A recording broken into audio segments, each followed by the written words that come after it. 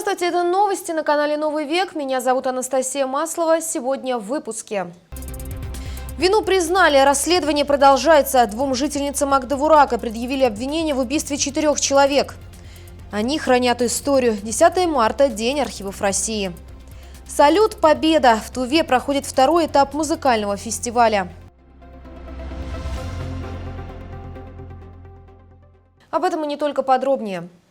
Стали известны новые подробности громкого дела о жестоком убийстве 4 человек в Агдавураке. Напомню, трагедия произошла 4 марта. В одной из квартир обнаружили тела 35-летних супругов и двух их маленьких детей. По подозрению в этом страшном преступлении были задержаны 2 местные жительницы, родные сестры 19 и 25 лет. В настоящий момент следователи провели осмотр места происшествия, изъяли вещественные доказательства, допросили свидетелей, проведены очные ставки и проверка показаний на месте. Назначены экспертизы. Как сообщили сегодня в региональном следственном комитете, подозреваемым женщинам предъявили обвинения. Они свою вину признали, дали признательные показания. Обе находятся под стражей. Отмечу, что статья, по которой возбуждено уголовное дело, предусматривает наказание вплоть до пожизненного лишения свободы. Сегодня же глава Тувы Шалбан Караул побывал в Агдавураке, чтобы разобраться, из-за чего произошла трагедия. Но прежде он встретился с 12-летней дочерью убитых супругов. Девочка осталась жива по счастливой случайности. В тот день она была в Кызыле. Вот что Шалбан Караул написал после этой встречи на своей странице в одной из социальных сетей. Цитата. «Девочка молодчинка, отличница, занимается на фортепиано. Вместе выбрали лучшую школу для обучения по ее желанию, гослицей. Будет под нашим теплым оком, чтобы судьба у нее сложилась хорошо». Конец цитаты. К другим новостям. Сегодня свой профессиональный праздник отмечают сотрудники архивов. В Госархиве Тувы работают 35 человек, в муниципальных же отделениях по одному специалисту. Эти люди продлевают жизнь документам и бережно хранят информацию. В региональном архиве есть бумаги, которым больше сотни лет. Наша съемочная группа своими глазами увидела документы с вековой историей. Длинные стеллажи с большими папками. В них история республики. Всего в Госархиве около 300 единиц хранения. Кинодокументы, аудиофайлы, фотографии. Но, пожалуй, главное – это ценные бумаги. В хранилище есть первый документ города Белоцарска, то есть Кызыла, и другие материалы с вековой историей. Это тоже наш очень уникальный документ, можно сказать, жемчужина нашего архива, тоже из этого же фонда «Краткая история тувинского народа», датированная 1756 годом. Здесь полностью видите документ какой. На монгольском языке бумага какая, да, папиросная бумага.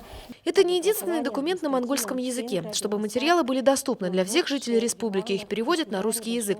Но вот чтобы продлить старинным документам жизнь, сотрудники Госархива перепечатывают затухающие тексты. Проблему решила бы оцифровка материалов. Тогда все желающие смогли бы прикоснуться к истории, не трогая старинные подлинники. Это руководство в планах, ведь главная задача архивного работника – сохранить. Будучи информационными центрами, архивы выполняют такую важную функцию общества, как информационно-аналитическую, дают все необходимые справки населению, и они обеспечивают доступ к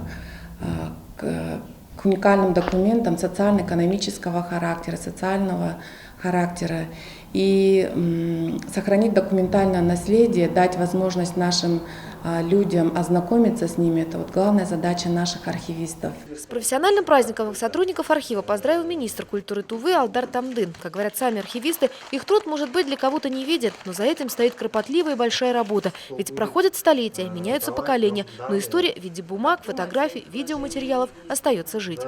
Анастасия Маслова, Беляки Кулар, телекомпания «Новый век».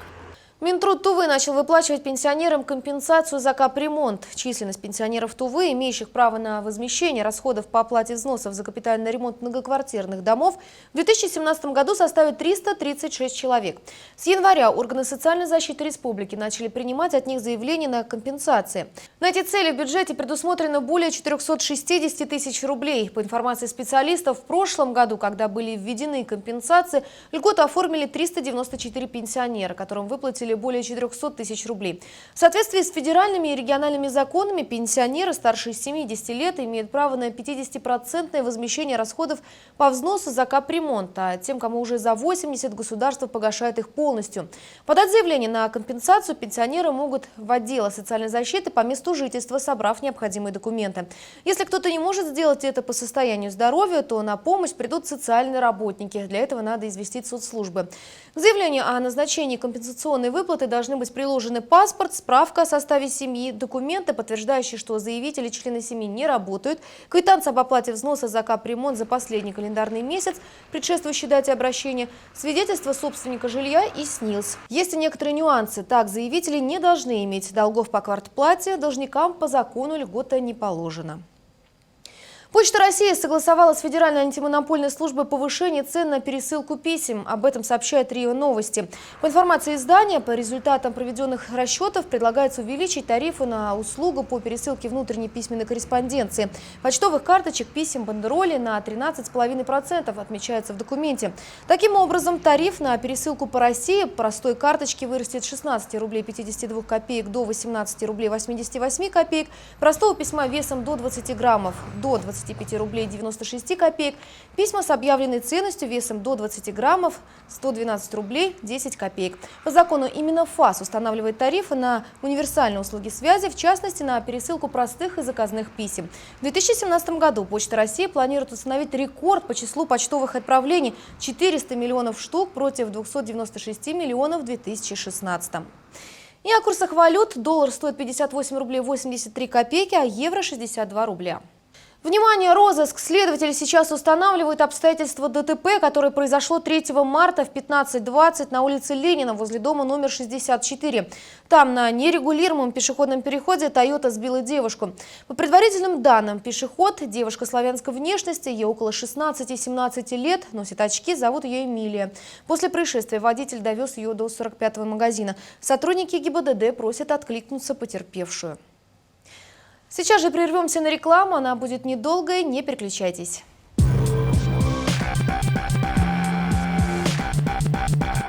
Официальный дилер стальных дверей Торекс в Кызыле, компания «Ампир» предлагает двери для любого интерьера. Этностиль, хай-тек, модерн, элитные и роскошные двери в коттедж. Доступные и надежные двери в квартиру. Звоните 230-62. У нас всегда найдется ваша дверь. Ходим ножками, щупаем ручками и удивляемся глазками. Подарки для ваших любимых в РБТ.ру. Так, микроволновая печь «Орион» по интернет-цене 2990 рублей. РБТ.ру. Компания «Дверной арсенал» предлагает сторожевые двери «Бульдорс». Отличная защита вашего дома по доступной цене. Кызыл, Аюна Курседи, 54. Подарки должны радовать. 1 марта ставка по кредиту 9,9%. Дарите счастье любимым вместе с Банком Восточный.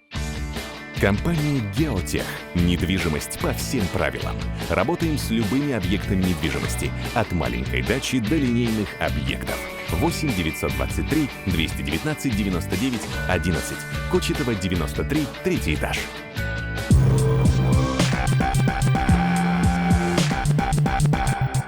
Это новости на канале «Новый век». Мы продолжаем выпуск. Салют «Победа». В гимназии номер 9 Кызыла прошел второй этап фестиваля с таким названием.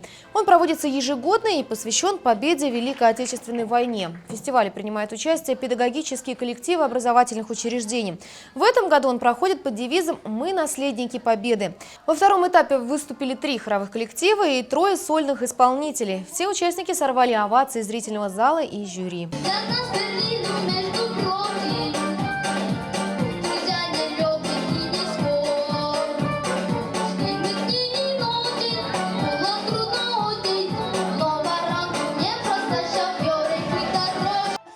Итоги фестиваля подведут 23-24 марта. Финальное выступление состоится в Доме народного творчества. Награда для добросовестных плательщиков. Компании ТВА «Энергосбыт» подвели итоги промежуточного этапа конкурса. Тех, кто исправно оплачивает электроэнергию и не является должником, поощрили. Из нескольких тысяч добросовестных плательщиков выбрали 3 победителей, которые получили подарки от ТВА «Энергосбыт». Участие в конкурсе приняло более 5500 лицевых счетов. Критериев отбора было несколько, но, пожалуй, самым главным фактором стала своевременная оплата за потребление электричества. Победители определяли при помощи генератора случайных чисел. Самый объективный и простой способ выбрать счастливчиков из такого количества абонентов. Для победителей выигрыш стал приятной неожиданностью. Я не знала, что такой конкурс идет. Я рада, что победила в этом конкурсе. Я выполняла свой долг гражданский. Каждый месяц платила за свет. Также подарки от ТВ «Энергосбыт» получили жители Эрзина и Агдавурака. Таким образом, сотрудники компании поблагодарили добросовестных плательщиков и отметили, что шанс на выигрыш есть у всех, ведь это не последний конкурс. Необходимо отметить, что такие потребители являются надежной опорой всей энергосистемы республики. Благодаря им наши предприятия могут осуществлять свою прямую задачу нести свет в дома всех жителей Тувы. А ТВ «Энергосбыт» продолжает поощрять добросовестных плательщиков и в дальнейшем. Имена новых счастливчиков станут известны уже в начале мая, когда пройдет второй этап конкурса, приуроченный ко Дню Конституции Республики Тыва и Дню Победы. В качестве приза фотоаппараты. Компания надеется, что к этому времени число добросовестных плательщиков возрастет. Анастасия Маслова, Лев Маркарян, телекомпания «Новый век». Культура за зеленую планету. Всех желающих приглашают принять участие во всероссийском конкурсе с таким названием. Он направлен на продвижение произведений, созданных в защиту окружающей среды. На конкурс можно отправлять художественные и цифровые рисунки, фотоработы, видеоролики и художественные произведения, чтобы показать красоту нашей природы или поднять экологические проблемы. Работы в цифровом виде нужно отправлять на сайт организаторов. Его адрес вы видите на экране и не позднее 1 мая. На этом же сайте вы найдете всю подробную информацию и анкету участника. Итоги подведут 1 июня. Победители будут отмечены почетными грамотами и призами. Авторы лучших работ будут приглашены в Москву в октябре 2017 года в период проведения там Всемирного фестиваля молодежи и студентов. В Туве грузоподъемность Тоджинской ледовой переправы снижена до 5 тонн. Напомню, что в начале этой недели также была снижена грузоподъемность с 20 до 10 тонн Карахакской ледовой переправы в Кызылском районе и переправы в Кахемском районе. На двух остальных ледовых переправах грузоподъемность оставлена прежней – 10 тонн. Ледовые переправы будут функционировать до 29 марта. Сроки закрытия ледовых переправ могут корректироваться в зависимости от температуры и погодных условий. И как раз о погоде. В ближайшие сутки ожидается солнечная погода. Ночью температура воздуха будет колебаться между отметками минус 24, минус 18, а днем ожидается минус 6, минус 8. Ветер восточный 1 метр в секунду. Атмосферное давление 723 миллиметра ртутного столба. Будет падать. Ожидается слабая геомагнитная буря. Это все, о чем мы успели вам рассказать. Эфир продолжит программа «Скажем, покажем». Я же напоминаю, что и этот выпуск новостей вы сможете увидеть на нашем YouTube-канале Тувинская единая служба информации. Всего доброго, до свидания.